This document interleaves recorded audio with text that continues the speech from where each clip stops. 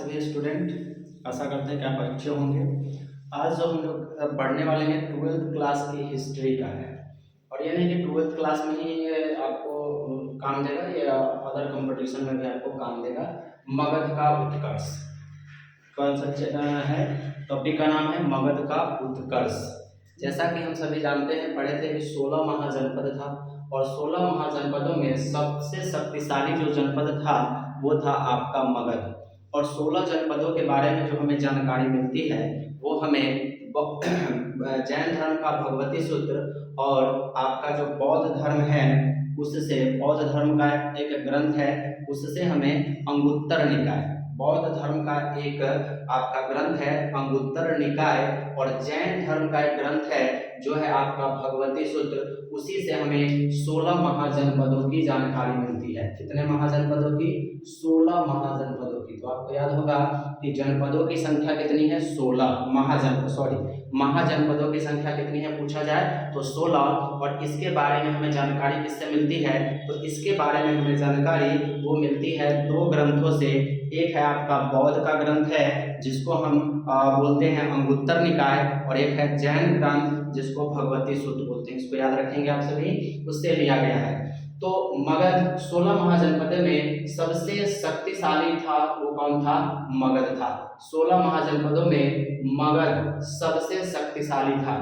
मगध का जो संस्थापक है उस बृहद्रथ को माना जाता है। मगध का संस्थापक इसको माना जाता है बृहद्रथ का। और मगध पर पहला जो आपका वंश शासन किया वो था आपका हर्यक वंश। ये वंश है हर्यक वंश, लेकिन मगध का अगर संस्थापक कहा जाए तो उसको कहा जाता है बृहद्रथ को माना जाता है ऐसा कि मगध का संस्थापक कौन था? बृहद्रथ। अब आते हैं मगध के उदय के कारण।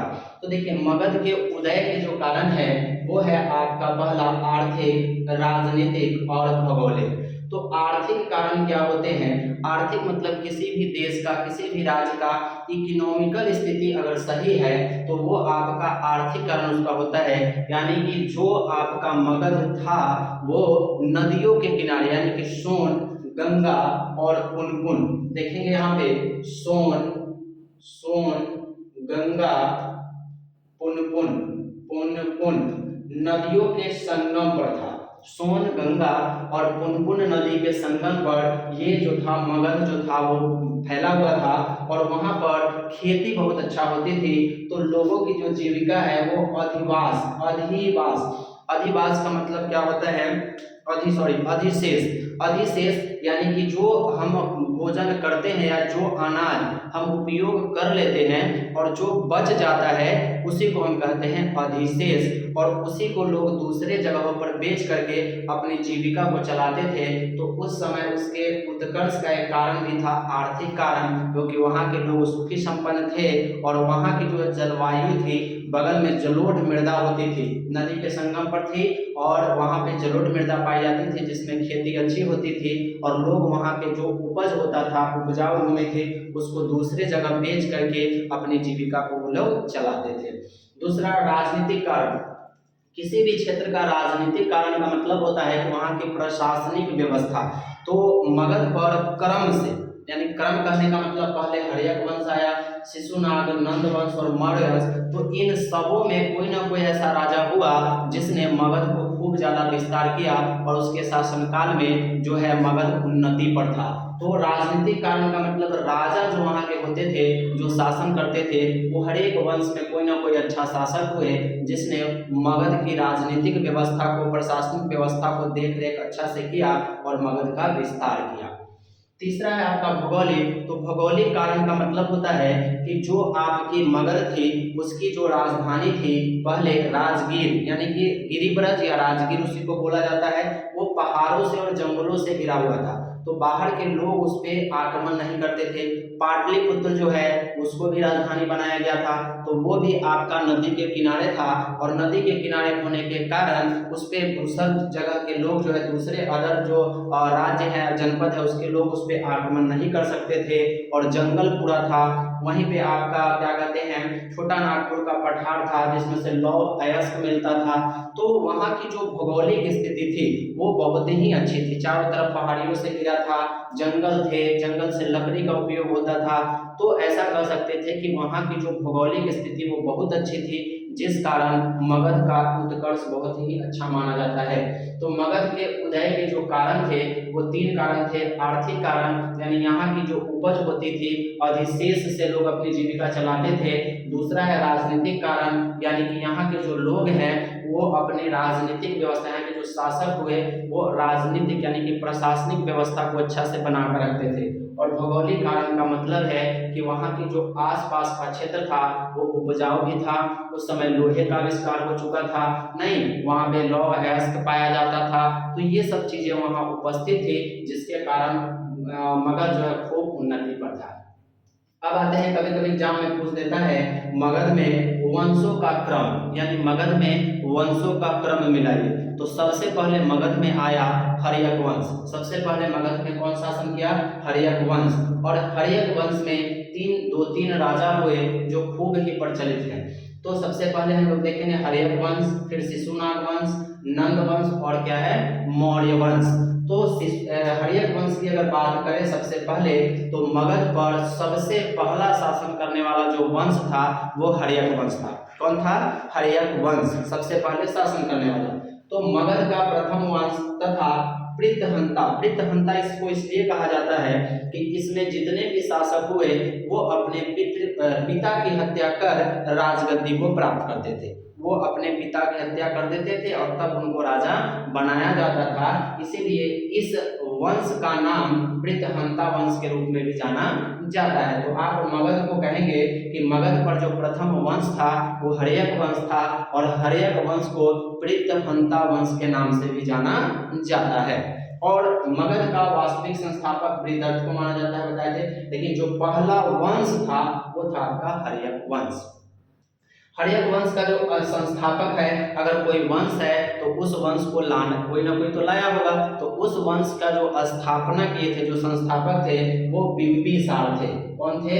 बिंबिसार। इसमें कंफ्यूज नहीं होगा, बिंबिसार और बिंदुसार अलग है। बिंदुसार जो है वो अशोक का पिताजी थे, अशोक के पिता का नाम था बिंदुसार, लेकिन यहाँ पर बिंबिसार है, याद रखेंगे बिंबिसार। 544 ईसा पूर्व में मगध पर हर्यक वंश की स्थापना करते हैं। कब? 544 ईस्वी में मगध पर किस वंश की स्थापना करते हैं? हर्यक वंश की। कौन? तो बिंबिसार। क्या कहेंगे? बिंबिसार। उसके बाद इन्होंने अपनी राजधानी राजगीर को बनाया। राजगीर, ठीक है, राजगिरी कहिए या अभी आधुनिक में जो राजगीर है वो पहाड़ियों से घिरा होता था, उसी को गिरिब्रज भी कहा जाता है। तो उन्होंने अपनी राजधानी कहाँ बनाया? तो राजगिरी यानी कि राजगीर को बनाया। तो यहाँ से याद रखेंगे कि बिंदुसार ने अपनी राजधानी, मगध की राजधानी पहली कहाँ बनाया? तो राजगीर बनाया। तो क्वेश्चन आता भी है कि मगध की पहली राजधानी तो राजगीर थी। उसके बाद आता है राजवैद जीवक, यानी कि इन्हीं के शासनकाल में मगध पर जब ये शासन कर रहे थे बिंबिसार, तो इनके शासनकाल में इनके दरबार में एक राजवैद था जिसका नाम था जीवक। क्या नाम था? जीवक। सब याद रखेंगे, राजवैद का नाम क्या था? जीवक। और उसी जीवक को ये जो आपको मतलब बिंबिसार है वह बुद्ध को और अवंती के एक राजा थे जिनका नाम था, अवंती के राजा का चंद्रप्रधोत। अवंती के राजा का नाम था चंद्रप्रधोत। चंद्रप्रधोत याद रखेंगे, चंद्रप्रधोत। तो ये जब एक रोग से ग्रसित हो गए थे, इनको एक बीमारी हो गई थी, बुद्ध के इलाज के लिए तो जीवक गए ही थे उपचार के लिए, और ये जो अवंती के राजा थे चंद्रप्रधोत, इनको पांडु रोग हो गया था। तो इन्होंने सारा डॉक्टर कह दिया कि वे बचने वाले नहीं हैं। तो उस स्थिति में इन्होंने कहा कि कोई ऐसा मतलब राज, कोई भी अगर हमारा इलाज कर देगा तो हम उसको अपना राज दे देंगे, उससे मित्रवत संबंध रखेंगे। तो तुरंत जो है ये मगध के जो शासक थे, मगध पर शासन करते थे बिंबिसार, इन्होंने जीवक को उनकी सेवा में भेजा और जीवक उनका उपचार कर उनको ठीक कर देता है। तो अवंती के साथ इनका मित्रवत संबंध हो जाता है। तो ऐसा कहा जाता है कि ये जो बिंबिसार थे ये राज्य विस्तार के लिए विवाह का मतलब विवाह करते थे। जैसे राज्य को विस्तार करने के लिए लोग क्या करता है, दूसरे राज्य पर हमला कर उससे युद्ध करके उस राज्य को जीतता है। लेकिन ये क्या किए थे कि ये समझ गए थे कि हम विवाह द्वारा ही अपना राज्य को विस्तारित करेंगे। इसीलिए इन्होंने की जो विवाह विधि महाकौशला, जो कौशल नरेश की पुत्री थी, याद रखेंगे, कौशल नरेश की पुत्री का नाम था महाकौशला, उससे उनका पहला विवाह हुआ। उसके बाद लिच्छवी के शासक चेतक, लिच्छवी के जो शासक थे चेतक, उनकी पुत्री का नाम था चेलन्ना, चेलना कहीं कहा जाता है या चेलन्ना कहते हैं, तो उनकी पुत्री का नाम, लिच्छवी के जो शासक थे उनकी पुत्री का नाम था चेलना, उनसे उन्होंने विवाह किया। और ये सबसे ज्यादा चेलना को खूब मानते थे और इसी के कहने पर इन्होंने जैन धर्म को भी अपनाया था। ठीक है, उसके बाद आते हैं मध्य देश की राजकुमारी जो थी क्षेमा, उससे उन्होंने विवाह किया, तीसरी शादी। जैसे जैसे विवाह करते थे वैसे वैसे अपने राज्य को विस्तारित करते थे, कुछ न कुछ प्रदेश वो उससे समझिए दहेज स्वरूप ले लेते थे। उसके बाद सबसे लास्ट में उन्होंने अम्रपाली से विवाह किया जो वैशाली की थी और ये एक गायिका थी। क्या थी ये? गायिका, याद रखेंगे ये क्या थी? गायिका थी। क्या थी? गायिका। तो इन्होंने 4 विवाह किया, महाकौशला से, कौशल नरेश की पुत्री, चेलन्ना से, लिच्छवी शासक की पुत्री, क्षेमा जो भद्र देश की राजकुमारी थी, और एक अम्रपाली जो वैशाली की थी, उनसे इन्होंने क्या किया? विवाह किया। तो ये एक हर्यक वंश के ऐसे शासक थे जो मतलब युद्ध में ज्यादा विश्वास नहीं रखते थे। वो चाहते थे कि हम विवाह के द्वारा ही अपना राज्य को क्या करें? विस्तारित कर लें, युद्ध उतना नहीं करते थे। तो इससे याद हो गया कि हर्यक वंश के संस्थापक कौन है, तो वो है आपको बिंबिसार है। और बिंबिसार के दरबार में राजवैद्य जीवक रहते थे जिन्होंने बुद्ध और अवंती के राजा चंद्र प्रबोधोत की सेवा की थी। और बिंबिसार ने अपनी राजधानी राजगीर को बनाया था। ठीक है, और इन्हीं का पुत्र आता है अजातशत्रु। अजातशत्रु के बारे में कहा जाता है कि इनका दूसरा नाम कुनिक था। कुनिक, इनका नहीं क्या है? कुनिक। इनका एक और नाम था, कुनिक के नाम से जाने जाते हैं। और यही अजातशत्रु अपने पिता बिंबिसार की हत्या करके गद्दी को प्राप्त करते हैं, वो उसका शासक बनते हैं। वही है 492 बीसी में पिता की हत्या कर शासक बना, यानी कि 492 बीसी में अजातशत्रु ने अपने पिता बिंबिसार की हत्या की और मगध का क्या बना? शासक बना। उसके बाद इसने वैशाली तथा काशी को जीता। यही वैशाली जो अम्रपाली जहां उसका ममहर था, यानी अजातशत्रु का जो ममहर है वो वैशाली था, और इसने वैशाली और काशी को जीतकर अपने में मिलाया। और यही एक राजा था हर्यक वंश का जिसने फूट डालकर शासन करो की नीति को पहले यही अपनाया था। तो एग्जाम में कभी कभी बनता है कि फूट डालकर राज करो की नीति, फूट डालकर राज करो की नीति किसने अपनाई? की नीति किसने अपनाई? तो अजातशत्रु ने। किसने? अजातशत्रु। याद रखेंगे आप सभी, किसने? तो अजातशत्रु ने। फूट डालकर शासन करो की नीति किसने अपनाई? तो अजातशत्रु ने। 492 ईस्वी में इसने पिता की हत्या की और मगध का क्या बना? शासक बना। शासक बनने के बाद इसने वैशाली और काशी को जीता। उसके बाद बुद्ध के महापरिनिर्वाण, जब आपको हम बौद्ध धर्म पढ़ाएंगे, बौद्ध धर्म जब चैप्टर चलेगा तो उस समय आपको इसके विषय में पूरा बताया जाएगा कि महापरिनिर्वाण क्या है। तो बुद्ध जब उनकी मृत्यु हो जाती है तो उनकी मृत्यु को महापरिनिर्वाण कहा जाता है। तो जब बुद्ध की जब मृत्यु हो जाती है, बुद्ध के महापरिनिर्वाण के बाद प्रथम बौद्ध सभा का आयोजन इसी के शासनकाल में हुआ था। तो कभी कभी एग्जाम में क्वेश्चन आता है कि प्रथम बौद्ध संगीति या प्रथम बौद्ध सभा का आयोजन कब हुआ था, मतलब किसके शासनकाल में हुआ था? तो आप कहेंगे अजातशत्रु के शासनकाल में 483 ईसा पूर्व में हुआ था। कब हुआ था? 483 ईसा पूर्व में हुआ था। वीडियो को अंत तक देखें तब पूरी बातें समझ में आएंगी। अजातशत्रु का नाम क्या है? कुनिक नाम है। 492 ईस्वी में इन्होंने अपने पिता की हत्या की और मगध की गद्दी पर बैठा। काशी और वैशाली को इसने अपने राज्य में मिलाया जीत करके। और इसी के समय में जो बुद्ध हैं की मृत्यु हुई थी, महापरिनिर्वाण उनको कहा जाता है, यानी कि भगवान बुद्ध की मृत्यु को महापरिनिर्वाण कहा जाता है। और प्रथम बौद्ध सभा का आयोजन इसी के शासनकाल में हुआ था, अजातशत्रु के। कब हुआ था? 483 ईसा पूर्व। कब हुआ था? 483 ईसा पूर्व। 483 ईसा पूर्व में हुआ था, याद रखेंगे आप सभी। 483 ईसा पूर्व में प्रथम बौद्ध संगीति हुई थी, वो भी किसके शासनकाल में? तो अजातशत्रु के शासनकाल में। तो इससे एग्जाम में क्या पूछता है कि पहली बौद्ध संगीति किसके शासनकाल में हुई? तो अजातशत्रु के। अजातशत्रु किस वंश का शासक था? तो हर्यक वंश का शासक था। और फूट डालकर राज करो की नीति किसने अपनाया था? तो अजातशत्रु ने अपनाया था। ठीक है। उसके बाद आता है तीसरा, इसका जो है अजातशत्रु का पुत्र आता है उदयन या उदायन। कहीं कहीं उदयन लिखा रहता है या उदायन लिखा रहता है। तो पिता की हत्या कर, देखिए इसीलिए इसको कहा जाता है प्रीतहंता वंश। पिता की हत्या कर गद्दी प्राप्त की। गंगा, सोन, पुनपुन, जिसको हम गंडक के नाम से भी जानते हैं, के संगम पर पाटलिपुत्र नगर की स्थापना की। यानी कि ये जो उदायन इसलिए इंपॉर्टेंट हो जाता है, एग्जाम में आपसे पूछेगा कि गंगा, सोन और पुनपुन नदियों के संगम पर पाटलिपुत्र नगर की स्थापना किसने की? तो उदयन ने की। या सोन, पुनपुन, गंगा और पुनपुन नदियों के संगम पर कौन नगर है? तो पाटलिपुत्र नगर है। ठीक है। और इसी पाटलिपुत्र नगर को इसने अपनी राजधानी बनाया था। इसी पाटलिपुत्र नगर को इसने क्या किया था? अपनी राजधानी बनाया था। तो उदयन से क्या क्या क्वेश्चन बनेगा कि पाटलिपुत्र नगर की स्थापना किसने की? उदयन ने की। कहां पे की? तो सोन, गंगा और पुनपुन नदियों के संगम पर की। ठीक है। और अपनी राजधानी ये कहां ले गया? पाटलिपुत्र ले गया। ठीक है।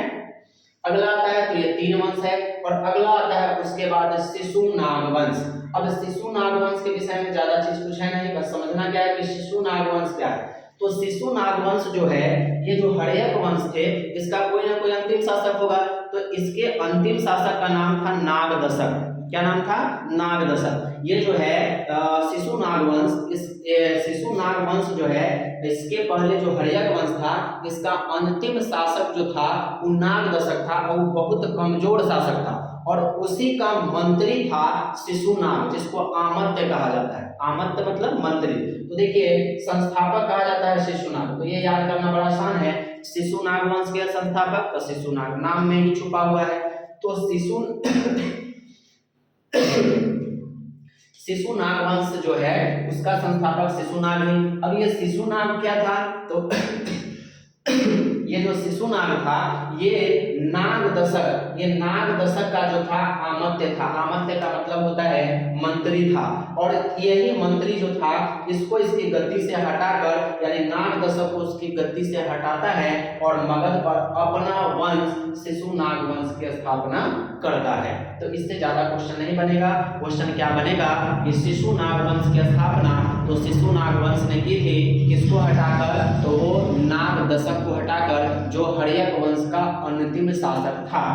और इसने अपनी राजधानी को क्या किया था? वैशाली ले गया था। ये पाटलिपुत्र लाया था, और इसने पाटलिपुत्र से राजधानी को कहां ले गया? वैशाली ले गया। और मगध में अवंती को मिला लिया, यानी कि अवंती को, जो मित्रवत का संबंध था, बिंबिसार के समय में मित्रता थी उन लोगों में, उसको अपने राज्य में जीतकर मिला लिया। ठीक है। कौन? शिशुनाग वंश। अब आते हैं शिशुनाग वंश के बाद, नहीं, शिशुनाग वंश का ही आता है। जो ये शिशुनाग है, इसका पुत्र था कालासो। याद रखेंगे, इसका पुत्र क्या था? कौन था? कालासो। तो कालासो किस लिए इंपॉर्टेंट हो जाता है? इसने अपनी राजधानी पुनः पाटलिपुत्र कर दी ना। इसने अपनी राजधानी, जैसे इसका पिता जो था ये शिशुनाग, इसने राजधानी कहाँ ले गई? वैशाली में ले गया। और इस वैशाली को पुनः पाटलिपुत्र में कौन बदल दिया? कालाशोक। और इसी कालाशोक के समय में द्वितीय बौद्ध संगीति हो जाता है, इसीलिए ये इंपॉर्टेंट हो जाता है कालाशोक। आपसे एग्जाम में पूछेगा कि द्वितीय बौद्ध संगीति किसके काल में हुई थी, तो आप जवाब देंगे कि कालाशोक के शासन काल में हुई थी। या कालाशोक किस वंश का शासक था? तो शिशुनाग वंश का शासक था। तो इसमें 2 शासक जो है वो महत्वपूर्ण थे। शिशुनाग, जिसने इसकी स्थापना की, ये पहले मंत्री था। और उसका पुत्र कालाशोक, इसने अपनी राजधानी पुनः पाटलिपुत्र कर दी। और कालाशोक के समय में ही द्वितीय बौद्ध संगीति का आयोजन हुआ था, यानी द्वितीय बौद्ध सभा हुई थी। उसके बाद हम लोग देखेंगे कालाशोक के बाद आता है नंद वंश। अब आता है जो तीसरा वंश है, आपने क्रम से देखा हर्यक वंश, शिशुनाग वंश, नंद वंश, तो अब आते हैं लोग नंद वंश। तो नंद वंश के जो संस्थापक थे वो महापद्म नंद थे। नंद वंश के संस्थापक कौन थे? महापद्म नंद थे। महापद्म नंद थे। पुराणों में महापद्म नंद को परशुराम का दूसरा अवतार कहा जाता है। पुराणों में महापद्म नंद को परशुराम का दूसरा अवतार कहा जाता है और इन्होंने कलिंग को जीता था। ये वही कलिंग है जिस पर अशोक भी जीतेगा। इसको जब हम अशोक मौर्य काल पढ़ेंगे उस समय आपको ये फिर मिलेगा कि कलिंग के बाद ही, कलिंग युद्ध के बाद ही अशोक का हृदय बदल जाता है और वो धर्म का प्रचार करने लगता है। तो इसके बाद जब हम मौर्य प्रशासन पढ़ेंगे यानी मौर्य वंश पढ़ेंगे उसमें आपको फिर ये चीज मिलेगा। तो इसने कलिंग को जीता और वहां से जैन जीन सेन की मूर्ति को मगध लाया था। तो इंपॉर्टेंट इसलिए हो जाता है कि कभी कभी एग्जाम में पूछता है कि जीन सेन की मूर्ति को मगध कौन लाया था, तो उस समय जवाब होगा महापद्म नंद लाए थे। ठीक है, क्योंकि ये जैन का भक्त था, जैन धर्म को मानता था। तो जब ये कलिंग को जीता तो वहां से जैन का एक जीन सेन की मूर्ति थी, उस मूर्ति को वो कहाँ लाया? मगध में लाया। और इस वंश का जो सबसे अंतिम शासक था वो घनानंद था। और घनानंद जो था बहुत ही क्रूर शासक था। घनानंद जो था बहुत ही क्रूर शासक था और इसी के समय में जो सिकंदर है वो भारत पर आक्रमण किया था 326 बीसी मतलब ईसा पूर्व। इसी के समय में जो आपका सिकंदर है वो भारत पर आक्रमण किया था और यहाँ से वो लौट कर गया था। तो इसका मतलब और ज्यादा जिक्र जो है हम मौर्य वंश में पढ़ेंगे अगले वीडियो में। लेकिन यहाँ पर ये थोड़ा सा जानेंगे कि इस वंश का यानी कि नंद वंश का अंतिम शासक कौन था। तो नंद वंश का अंतिम शासक जो था वो घनानंद था। कौन था? घनानंद अंतिम शासक था। और ऐसा कहा जाता है कि जो चाणक्य थे जिनको कौटिल्य कहा जाता है कि घनानंद के ही दरबार में रहते थे। घनानंद ने इनको एक बार मतलब बेइज्जत करके निकाल दिया, उसी का बदला लेने के लिए, उसी अपमान का बदला लेने के लिए। और वो क्रूर शासक था। तो चंद्रगुप्त मौर्य को वो क्या करते हैं? शिक्षा देते हैं और मतलब राजा का सारा चीज उसको सिखाते हैं किस तरह से मतलब शासन किया जाता है और इसको गद्दी से हटाकर चंद्रगुप्त मौर्य को वहां का राजा बनाते हैं। तो वही मौर्य वंश की स्थापना करते हैं, जिसको हम अगली वीडियो में देखेंगे। तो आपको इस वीडियो कैसी लगी? अगर अच्छी लगी हो तो वीडियो को शेयर करें, आपके लिए अगर उपयोगी हो तो। और ये सभी प्रतियोगिता परीक्षा में भी और 12th की हिस्ट्री उसमें भी काम दे देगा। ठीक है, तो अगर आपको अच्छी लगी तो कृपया चैनल को सब्सक्राइब करें, लाइक करें। ठीक है, धन्यवाद।